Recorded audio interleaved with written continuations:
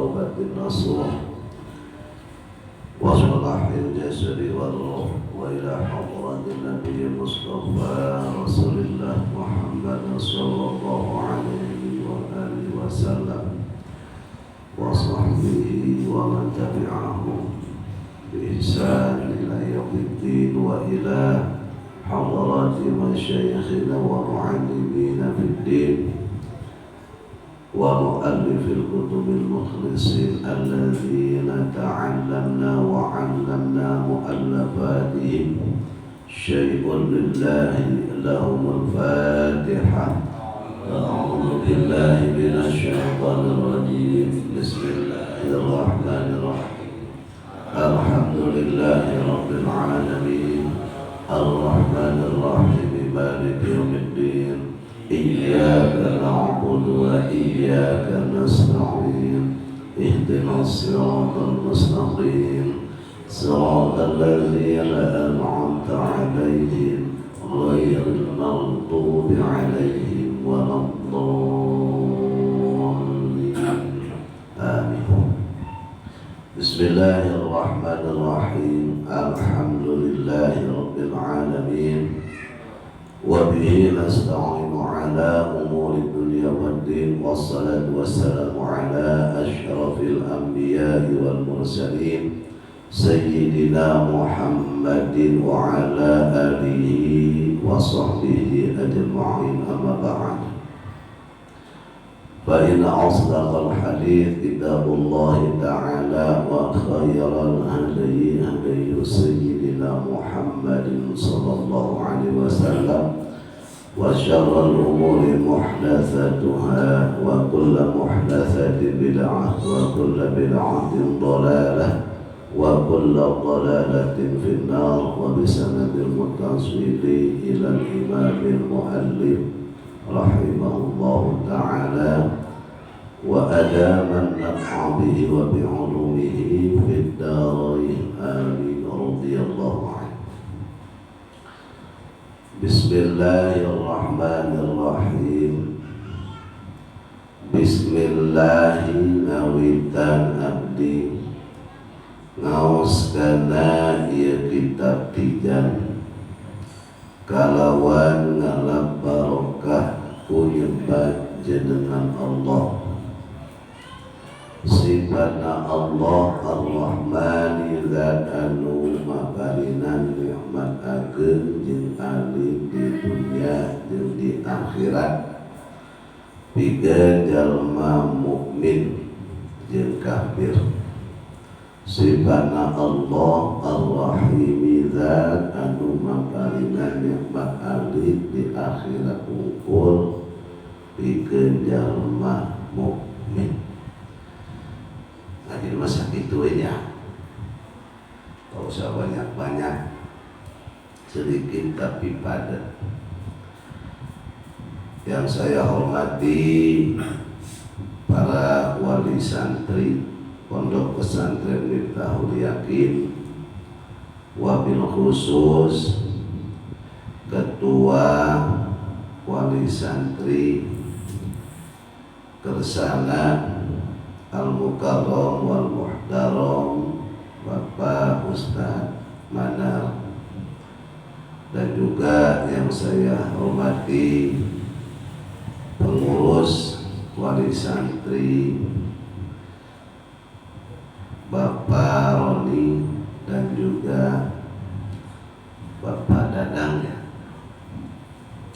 Wabil khusus para santri, dan kita doakan semoga anak-anak kita yang sedang menimba ilmu, menuntut ilmu, khususnya di Pondok Pesantren Miftahul Yakin, umumnya di pondok-pondok yang lain ataupun menimba ilmu di bangku sekolah, semoga Allah berikan ilmu yang manfaat dan dijadikan putra-putri kita semua, bahkan turunan kita, putra-putri turunan yang solih dan solihah, yang semoga Allah lindungi, Allah jaga anak-anak turunan kita di zaman akhir zaman yang pergaulan sudah tidak bisa dibendung,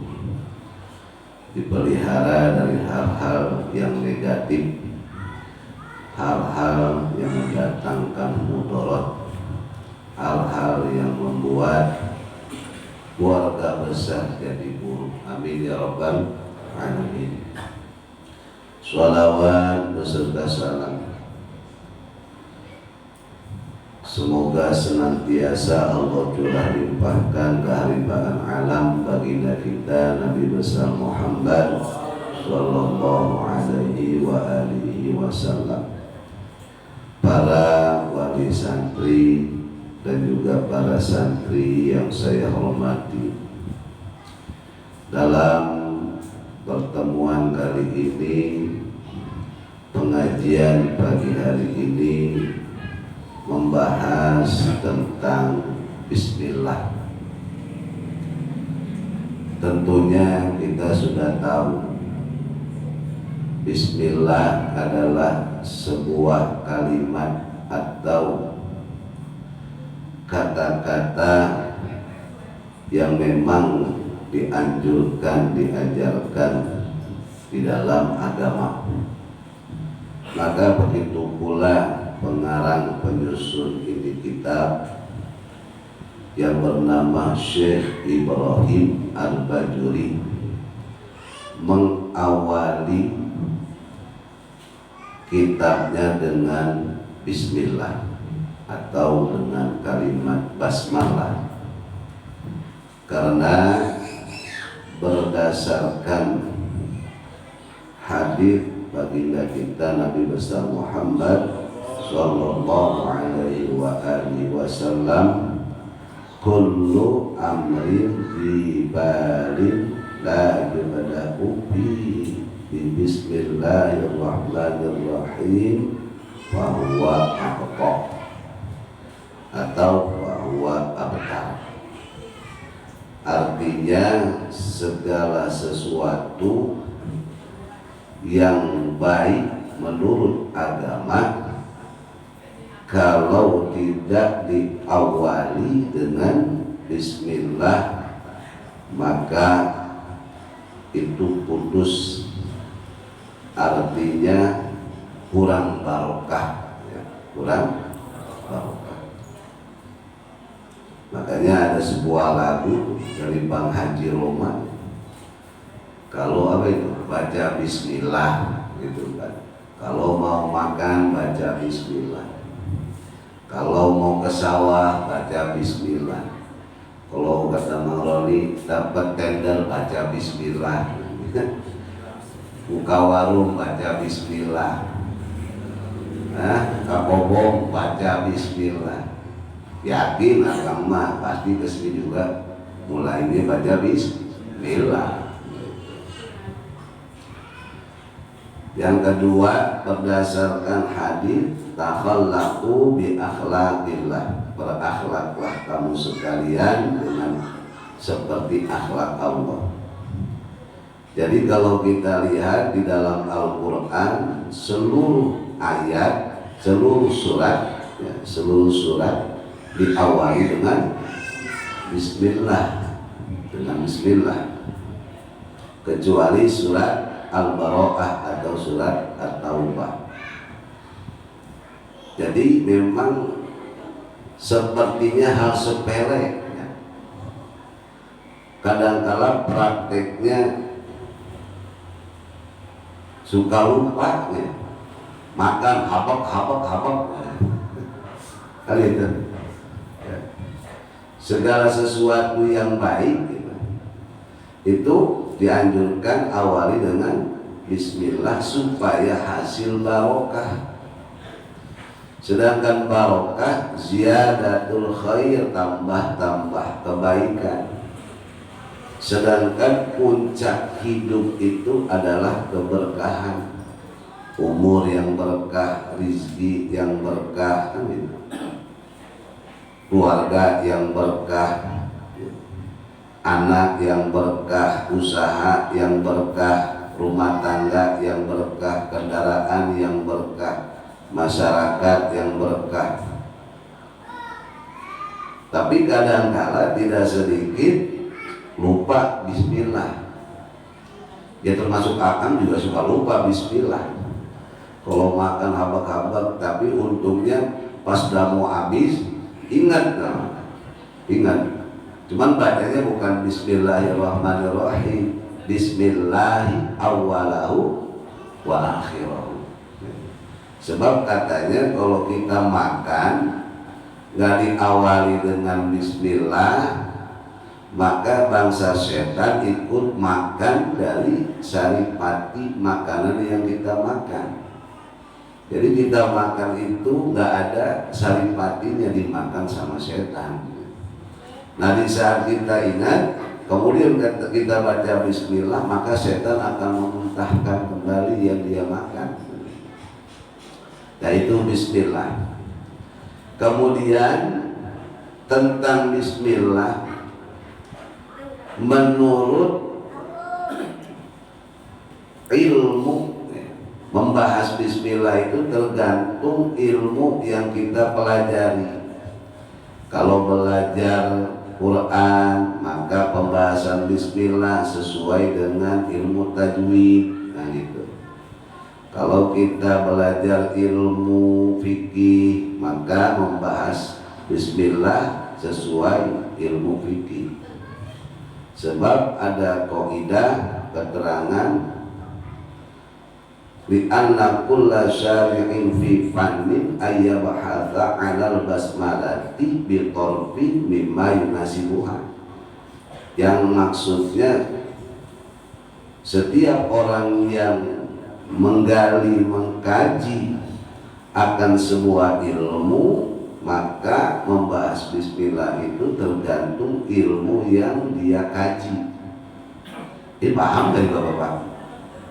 Nah, ibu-ibu ke atas, alhamdulillah dari Pisang Batu, Kalangsari, Karyasari, Kalangsari. Ya, jadi sesuai dengan ilmu. Maka kalau kita sedang belajar ilmu fikih, bicara hukum, maka hukum bismillah menurut fikih terbagi menjadi 5. Ada yang wajib, seperti mana yang wajib? Seperti membaca surat Al-Fatihah di dalam sholat. Karena menurut mazhab Imam Syafi'i bahwa bismillah itu termasuk ayat daripada surat Al-Fatihah. Sedangkan Al-Fatihah termasuk rukun sholat. Berarti jika tidak membaca bismillah di saat membaca surat Al-Fatihah, maka tidak sah Fatihahnya. Di mana tidak sah Fatihahnya, tidak sah sholatnya. Di mana tidak sah sholatnya, maka seperti tidak sholat. Yang kedua, membaca bismillah hukumnya sunat di dalam perkara yang sunat. Yang ketiga, makruh di dalam hal yang makruh, seperti maaf-maaf. Ini sebenarnya 17 tahun ke atas ya. Seperti suami istri sedang berhubungan intim, kemudian sang suami melihat kemaluan istri, kelamin istri. Inilah disampaikan karena hukum, bicara hukum ya, biar paham kita semua. Maka di saat melihat kemaluan sang istri baca bismillah, maka itu hukumnya makruh. Yang keempat, hukumnya haram di dalam perkara yang haram, seperti orang ingin maling, ingin menipu, ingin nyopet. Sebelum maling, sebelum nipu, sebelum nyopet baca bismillah dulu. Wah, sepertinya ini penipu soleh gitu ya. pencopet soleh gitu. Jadi sebelum maling baca bismillah, sebelum nipu baca bismillah, sebelum menghipnotis baca bismillah. Kalau kata orang awam, kok itu tukang hipnotis soleh itu dia sebelum hipnotis baca, padahal hukumnya haram. Dan yang terakhir hukumnya mubah di dalam perkara yang tidak ada manfaat atau mudarat. Seperti mana? Seperti memindahkan air dari sebelah kanan ke sebelah kiri, kan nggak ada manfaatnya, nggak ada mudarat, artinya nggak ada efek. Nah itu kalau baca bismillah hukumnya mubah. Tetapi kalau dikaji dari sisi tafsir bahwa kita semua tahu Allah Subhanahu wa ta'ala menurunkan kitab-kitabnya itu sebanyak 104. Sebagian ulama 114. Cuman yang 4 berupa kitab, yang 100 berupa lembaran atau yang dikenal dengan suhuf. Yang 4 ini Taurat, Zabur, Injil, Al-Quran. Kalau Taurat Allah turunkan kepada Nabi Musa alaihissalam. Kitab Zabur Allah turunkan kepada Nabi Daud alaihissalam. Injil kepada Nabi Isa alaihissalam. Al-Quran kepada baginda Nabi besar Muhammad sallallahu alaihi wasallam. Nah ini perlu diketahui oleh para wali santri. Ternyata kandungan kitab Taurat, kandungan makna itu sudah ada di dalam Daud, dalam kitab Zabur. Jadi kitab Zabur itu isinya mencakup tentang kandungan kitab Taurat. Kemudian kandungan kitab Zabur itu sudah ada di dalam kitab Injil. Ya, kitab Injil.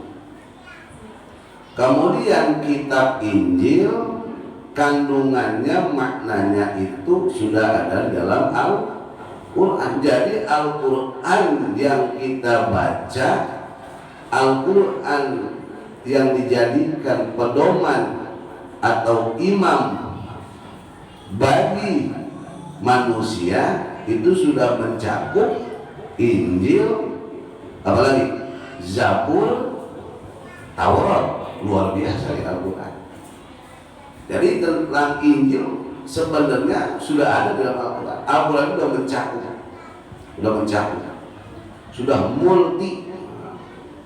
Kemudian Al-Quran yang 30 juz itu kandungannya di dalam Al-Fatihah. Makanya surat Al-Fatihah disebut Ummul Quran. Berarti kalau kita baca Al-Fatihah itu sudah membaca satu Al-Quran 30 juz. Masya Allah. Jadi orang mau membaca Al-Fatihah dia sewajib membaca 30 juz ya. Kandungan, Masya Allah, luar biasa ya. Oh, luar biasa. Dan Al-Fatihah makna kandungannya itu berada di dalam Bismillah. Masya Allah. Berarti kalau kita membaca Bismillah 1 kali itu sama dengan membaca 4 kitab. Al-Quran, Injil, kemudian Zabur, kemudian Taurat. Masya Allah. Berarti Bismillah luar. Makanya kita mungkin pernah dengar cerita, walaupun gak jelas dari mana sumber, apa nyata, apa anekdot, tapi sepertinya benar. Kalau orang udah kenaikan Bismillah, Sahurna katanya bisa ibar ya. Jadi kemana-mana pakai nama Bismillah. Makanya nanti pulang dari sini atau pertemuan bulan depan nggak usah bawa motor, nggak usah bawa motor, nggak usah bawa mobil. Cobaan baca Bismillah. Kira-kira ini kobong nggak nih? Kok nggak nyampe-nyampe? Oh berarti batu rumah geus paham maknana, geus ngejiwai, geus merasakan, geus menghayati, geus bisa nerapkeun gitu dah. Gitu. Ya.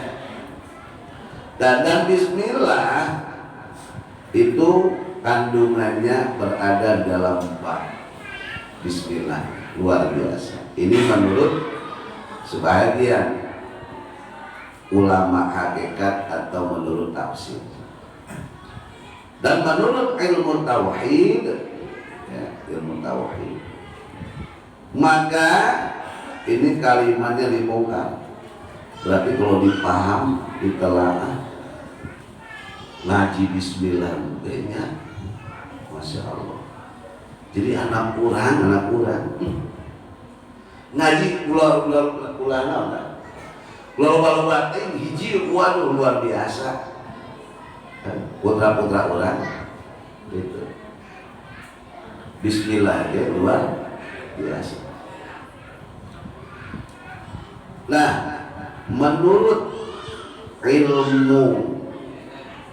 ilmu bayan ya, itu namanya isti'arah.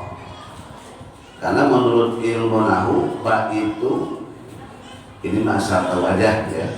Nggak perlu biar ya, asal tahu aja. Jadi ba dalam ilmu nahu kalau kata Sandi ba lil ilsaq, tapi tidak tepat menurut ilmu tauhid karena ba di sana itu harus isti'anah, artinya minta tolong ya. Maka termasuk kalimat majaz. Bapak-bapak dia naon majaz. Jadi majaz itu menggunakan kalimat tapi maknanya artinya bukan seperti itu. Contoh sederhana, saya melihat di kamar mandi akan harimau. Saya melihat harimau di kamar mandi. Masa sih ada harimau di kamar mandi? Atau saya melihat bulan di jalan. Masa ada bulan di jalan? Maksudnya mah bukan harimau, bukan bulan, tetapi ada makna yang lain, itu disebut majaz. Maka bismillah baknya pun sama menurut ulama ahli bayan. Jadi bak di sini minta tolong ya, bukan kepada nama, tetapi harus kepada sesuatu. Makanya ismi pun itu termasuk majaz. Jadi saya mulai ngaji ini kitab dengan minta tolong kepada zat yang dinamakan Allah. Jadi menurut sebagian ulama, contoh kalau kita punya kendaraan mobil, kemudian mogok, kebetulan kita bawa mobil sendiri dan nggak ada yang lain. Nah ini otomatis kalau mogok nggak mungkin bisa dengan dorong sendiri, harus butuh bantuan orang lain. Maka di saat kita butuh bantuan kepada orang lain, kita butuh orang, bukan butuh nama. Ini sudah dipahami. Kita butuh orang apa butuh nama? Orang, bukan butuh nama. Cuman gak mungkin kita butuh kepada orang kalau nggak disebut namanya. Berarti kita menyebut namanya, maksudnya butuh kepada orangnya. Paham ya? Contoh, misalnya Ustaz Minat ya, Kajujun Kaputrana hoyong kopi gitu. Kita butuh sama orangnya apa namanya kira-kira? Butuh minta dibikinin kopi itu kepada orangnya apa namanya kira-kira? Orang. Cuma nggak mungkin orang itu bisa datang kalau nggak disebut namanya. Jun, Bapak hoyong kopi kan gitu. Nah, begitu juga Allah itu nama zat. Diajar tauhid supaya mantap ya keyakinan orang ya. Jadi jujur itu nama orang ya. Allah itu nama Sang Pencipta. Berarti minta tolong itu harus kepada zatnya, bukan namanya. Kalau orang minta tolong kepada orang bukan nama. Cuma kita menyebut nama maksudnya orangnya. Kita menyebut nama Allah maksudnya zatnya gitu. Makanya suul adab. Bahkan ada ulama yang ekstrim bisa murtad minta tolong sama Allah. Artinya bisa murtad minta tolong kepada Allah. Kok murtad? Duh. Ya kan tadi Allah itu apa itu?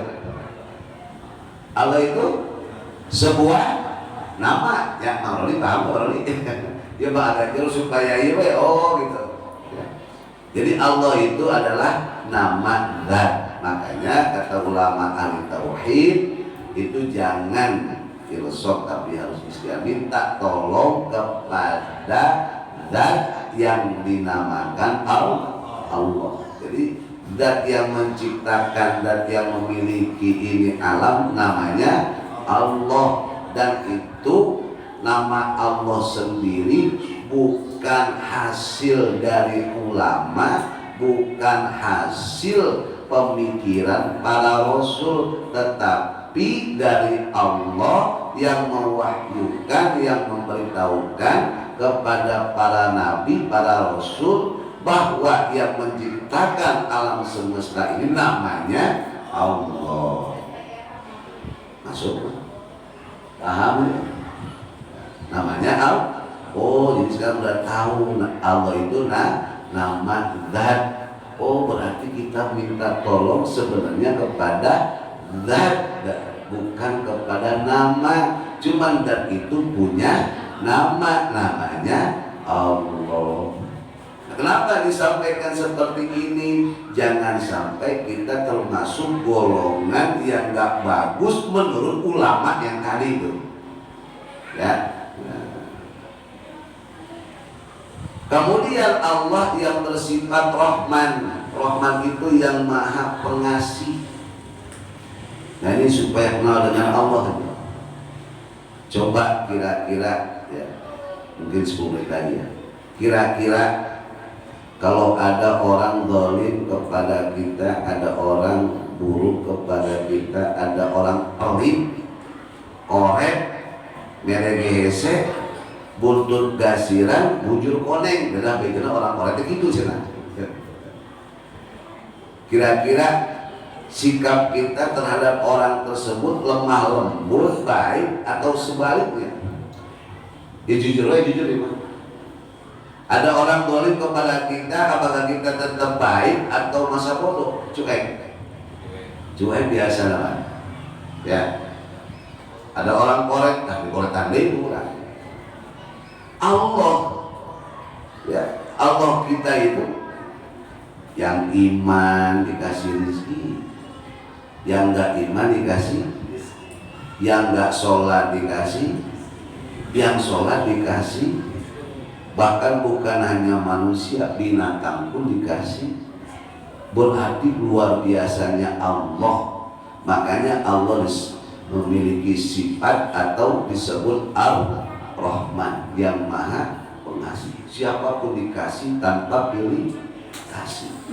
Padahal kita sebagai makhluknya pun tadi takhallaku bi akhlaqillah, berakhlaklah seperti akhlak Allah. Kalau seandainya Allah saja bersifat Rahman, maka kita pun dididik, diajarkan, dituntut untuk bersifat rahmat. Berarti siapapun orang yang interaksi berhubungan sama kita tuh harus apa? Bersifat rahmat. Yang jahat pun kita harus rahmat. Yang pelit pun harus bersifat rahmat. Siapapun orangnya kita tuh harus bersifat rahmat. Harusnya gitu. Makanya kalau bahasa guru ada jelma, aya manusia. Ada orang, ada manusia. Jelma mah gitu kalau kata guru.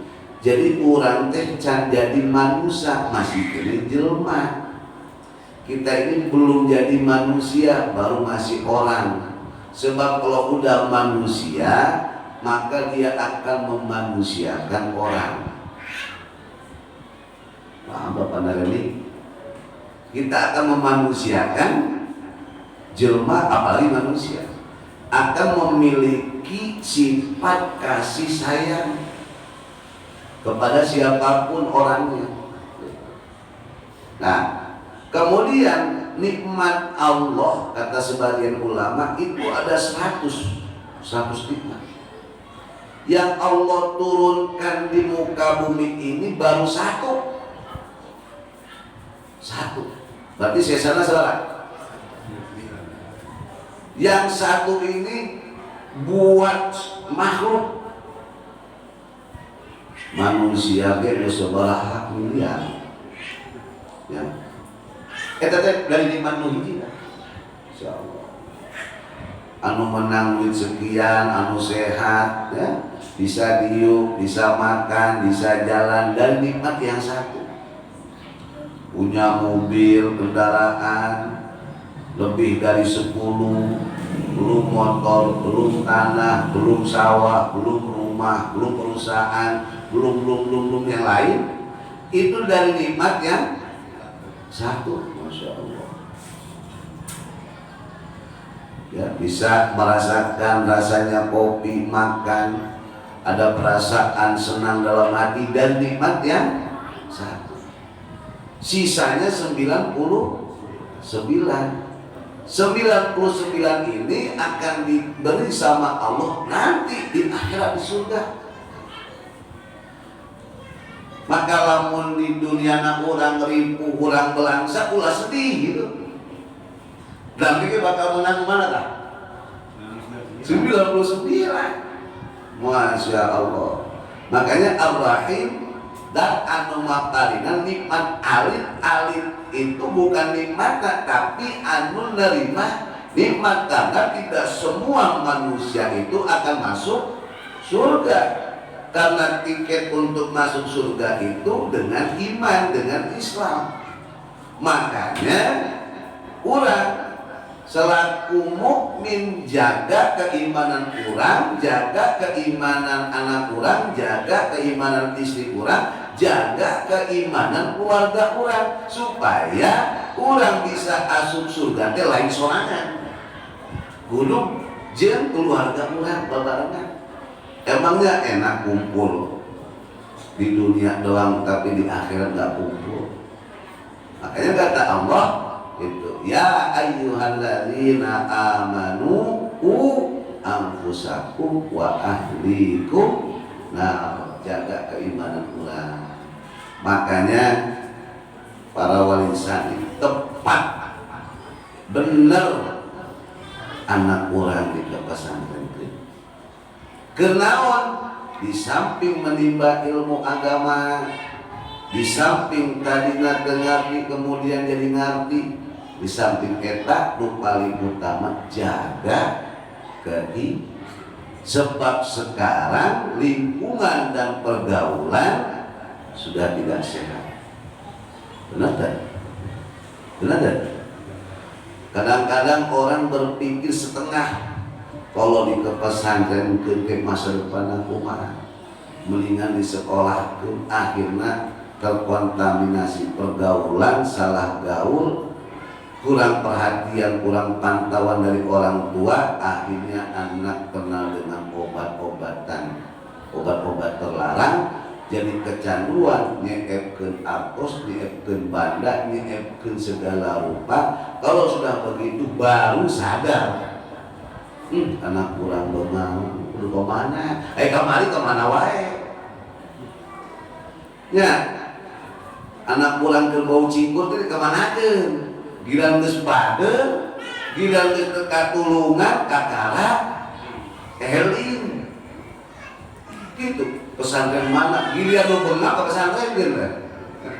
Gitu.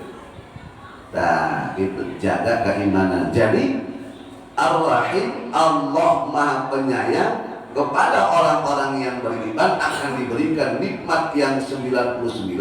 Maka engke di akhirat di surga mah geus teu kudu salat deui, teu kudu dagang, geus teu kudu nyawa, tinggal menikmati. Maka akhirat teh disebutna darul jaza, tempat babales amal urang. Kalau baik, Allah masukkan dalam surga dan akan menikmati kenikmatan yang ada dalam surga. Kenikmatan yang di dalam surga tidak tertandingi dengan nikmat dunia. Can aya naonna. Nah, ya, ini pembahasan istilah menurut ilmu tauhid. Ya, dicukupkan sampai sini saja. Mohon maaf apabila kepanjangan dan semoga besar manfaatnya untuk kita semua. Semoga kita bisa berupaya melaksanakan bismillah sehingga hidup kita menjadi berkah, keluarga kita berkah, anak cucu kita hidup berkah. Amin ya rabbal alamin. Al-Fatihah. A'udzubillahi minasyaitonir rajim. Bismillahirrahmanirrahim. Alhamdulillahirabbil alamin. Arrahmanir rahim. Maliki yaumiddin. Iyyaka na'budu wa iyyaka nasta'in. Ihdinas siratal mustaqim. صراط الذين أنعمت عليهم غير المغضوب عليهم ولا الضالين. آمين. Assalamualaikum warahmatullahi wabarakatuh.